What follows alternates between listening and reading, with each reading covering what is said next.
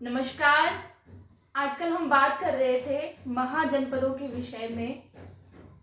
छठी शताब्दी ईसा पूर्व में किस तरीके से भारत में 16 महाजनपदों का उदय हुआ।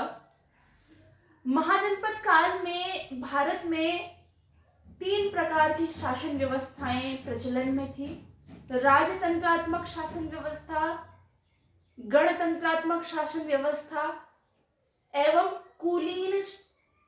कुलीन तंत्रात्मक शासन व्यवस्था।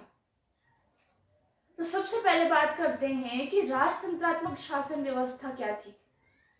उस समय राज्य का जो प्रमुख होता था उसे राजा कहा जाता था, जो पूरे राज्य को नेतृत्व प्रदान करता था।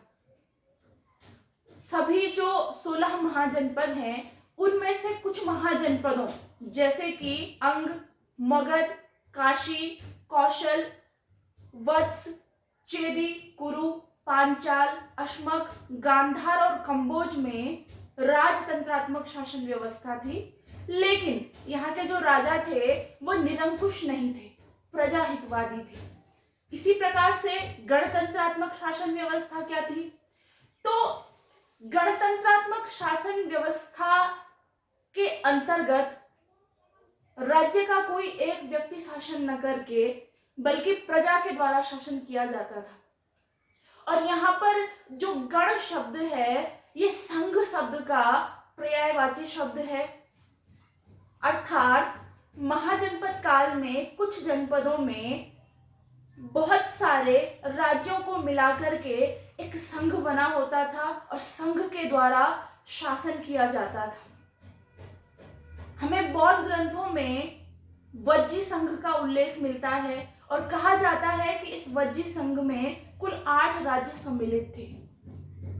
इसी प्रकार से जो तीसरी प्रकार की शासन व्यवस्था महाजनपद काल में प्रचलित थी, कुलीन तंत्रात्मक शासन व्यवस्था, इसको समूह शासन या ओलिगार्की भी कहा जाता है।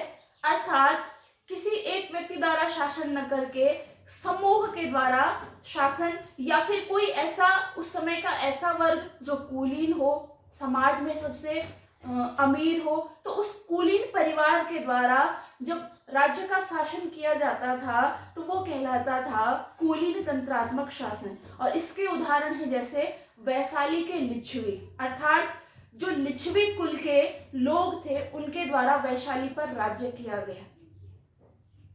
धन्यवाद।